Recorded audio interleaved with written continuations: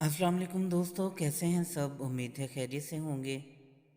तो दोस्तों, आज हम दुनिया भर की तारीख़ नवीसी का जायज़ा लेंगे और बात करेंगे कि तारीख़ लिखने का आगाज़ कब हुआ और इसकी बुनियादें कैसे बनती हैं। जानने के लिए वीडियो को एंड तक देखें और जिन्होंने मेरा चैनल सब्सक्राइब नहीं किया वो ज़रूर करें, ताकि इसी तरह हिस्ट्री से मुतल्लिक आपके नॉलेज में इजाफ़ा होता रहे। तो चलिए दोस्तों, वीडियो शुरू करते हैं।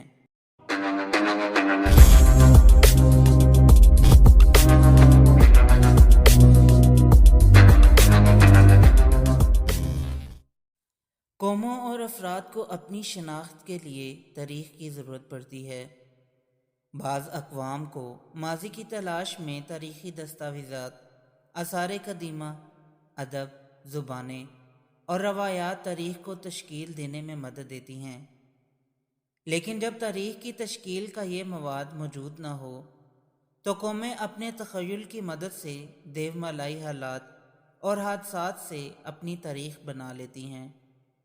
ख़ास तौर से हुक्मरान ख़ानदान और उमरा के लिए तारीख़ ज़रूरी होती है, क्योंकि इसकी मदद से वो अपने समाजी रुतबे और मराआत को कायम रखने का जवाज़ देते हैं।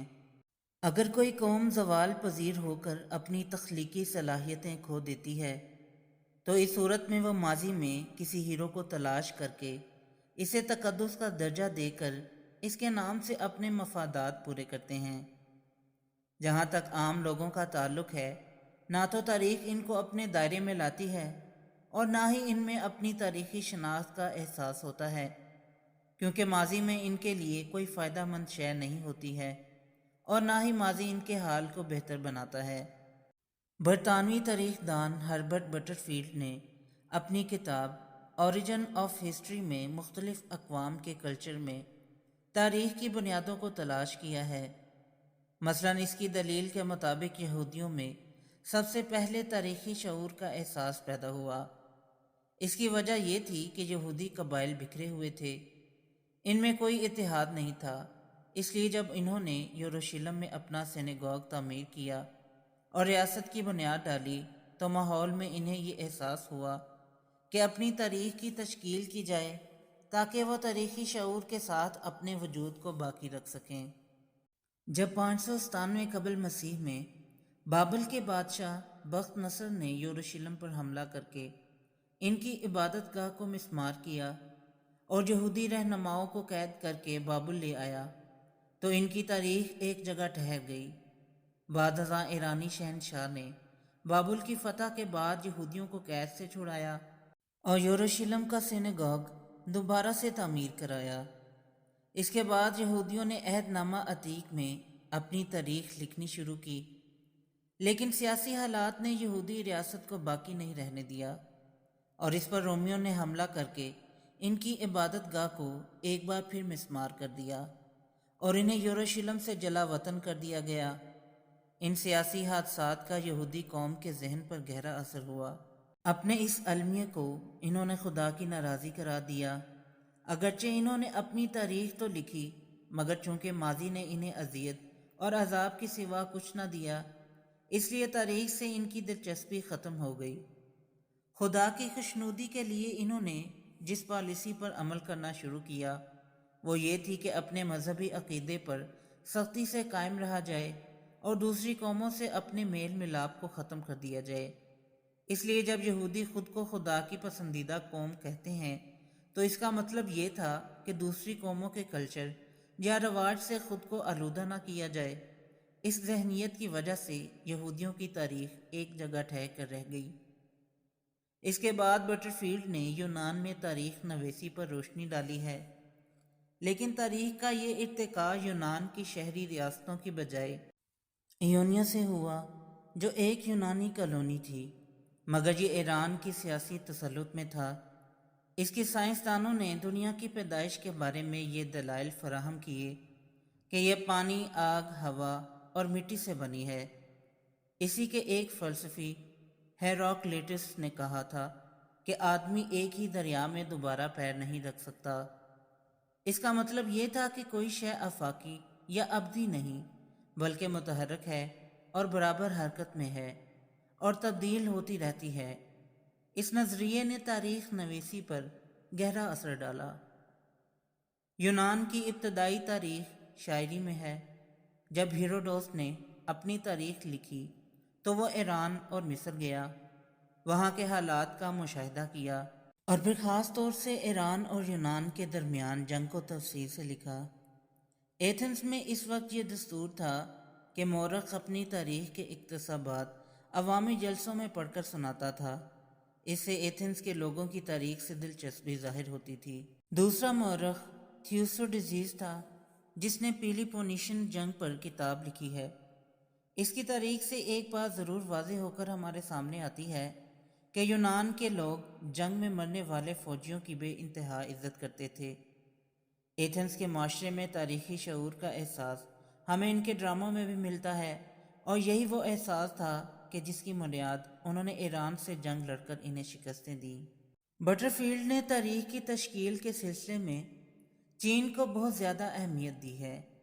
دوسری قوموں کے مقابلے میں اگرچہ چینی تنہائی میں رہے اور اسی تنہائی میں انہوں نے اپنا کلچر اور روایات پیدا کی، لیکن ابتدا ہی سے ان کے معاشرے میں تاریخی شعور کا گہرا احساس تھا۔ مثلاً ان کی پہلی تاریخی شیعہ سلطنت کے عہد کی ہڈیوں پر لکھی تحریریں ملی ہیں، جو مستقبل کے حالات کو جاننے کے لیے تھیں۔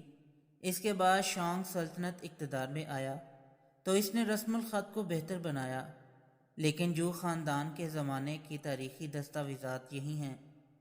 یہ عہد فلسفیوں کا زمانہ کہلاتا تھا۔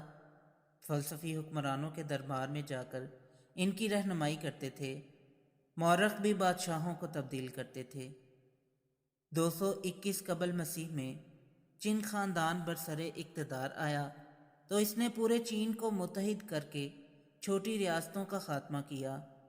ساتھ ہی اس نے یہ حکم صادر کیا کہ شکست خوردہ ریاستوں کی ساری کتابیں جلا دی جائیں، خاص طور سے تاریخ کی کتابیں، تاکہ لوگوں کی وفاداری چین خاندان سے رہے، کیونکہ اس وقت کتابیں بانس کے تیلیوں کے شیٹ پر لکھی جاتی تھیں، اس لیے ان کے ذخیرے کو چھپایا نہیں جا سکتا تھا۔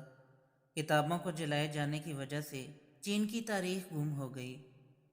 صورتحال اس وقت تبدیل ہوئی جب چین میں ووہان خاندان کی حکومت آئی، تو اس عہد میں رسم الخط بہتر ہوا اور لکھنے کے لیے نئے برش بھی ایجاد ہوئے، اور یہ لکھائی اب سکہ پر ہونے لگی۔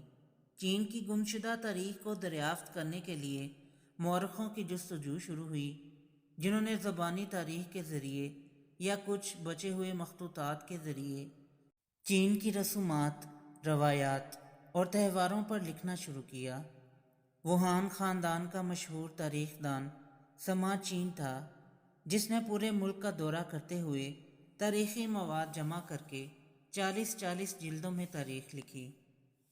چین کی تاریخ نویسی کا ایک اہم پہلو یہ تھا کہ اس کے مورخوں نے سب سے پہلے تاریخی دستاویزات اور مخطوطات کا تنقیدی جائزہ لیا اور اس پر بحث کی کہ اس کی روشنی میں واقعات کس حد تک درست ہیں اور کس حد تک ان میں مبالغہ آرائی ہے۔ چین کے حکمرانوں نے بھی تاریخ میں دلچسپی لی اور اپنے دربار میں مورخوں کو اعلیٰ عہدے دیے، کیونکہ ان کی خواہش تھی کہ ان کا دور حکومت اور ان کے کارنامے تاریخ کے ذریعے باقی رہیں۔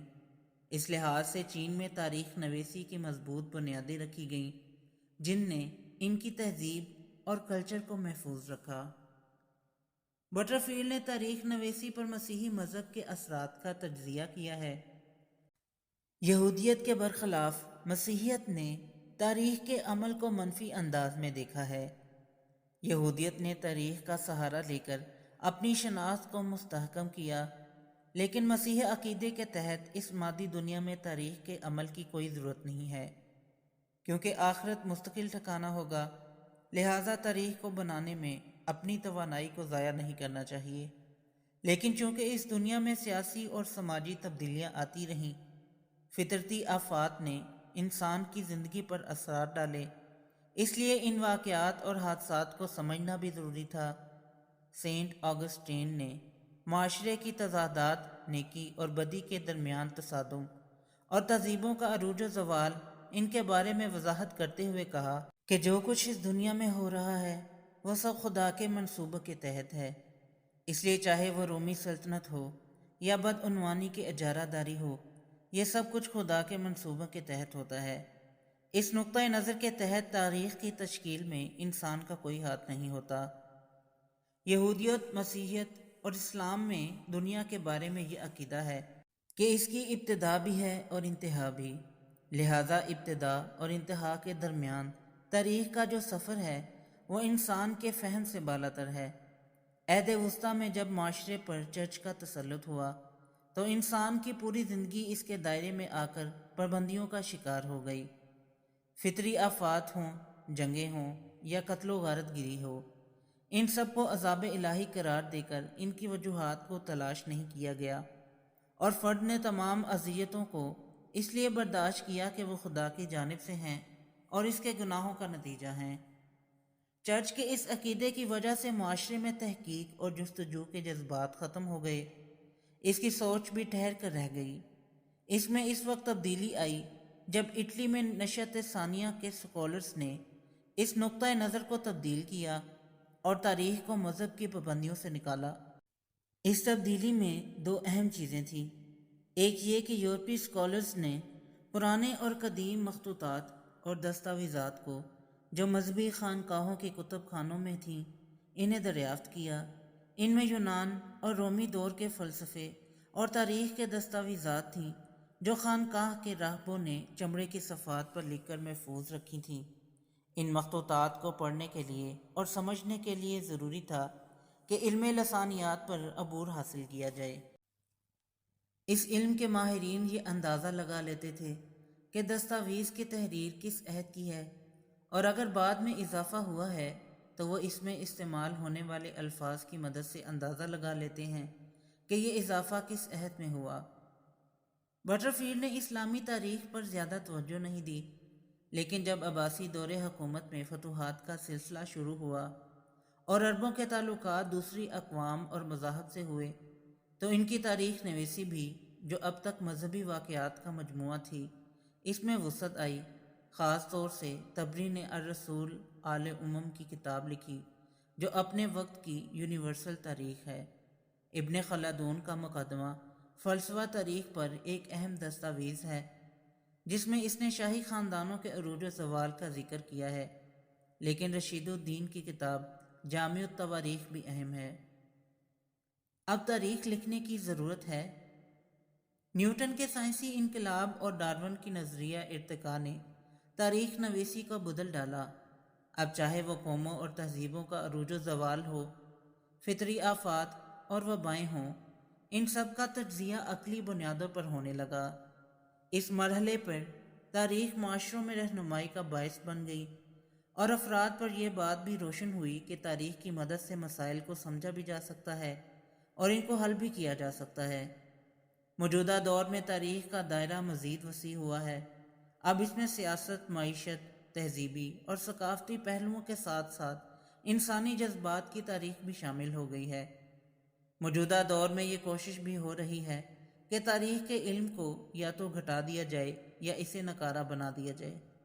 اس سلسلے میں یہ دلیل دی جاتی ہے کہ سائنس اور ٹیکنالوجی اس تیزی سے ترقی کر رہی ہیں، ایک وقت وہ آئے گا کہ جب انسان کی ضرورت ہی نہیں ہوگی اور ٹیکنالوجی اس کی جگہ لے لے گی۔ لیکن اب تک جتنی ٹیکنالوجی میں ترقی ہوئی ہے وہ انسان کی ذہنیت کو ختم کرنے میں ناکام رہی ہے۔ انسانی ذہن اپنی تخلیق کا مقابلہ کر سکتا ہے، اس میں اس کا تاریخی شعور مدد کرے گا۔ تو دوستو، یہ تھی آج کی ویڈیو پسند آئی ہو تو لائک ضرور کریں اور میرے چینل کو سبسکرائب کریں۔ پھر ملتے ہیں ایک نئی ویڈیو کے ساتھ، تب تک کے لیے اجازت دیں۔ اللہ حافظ۔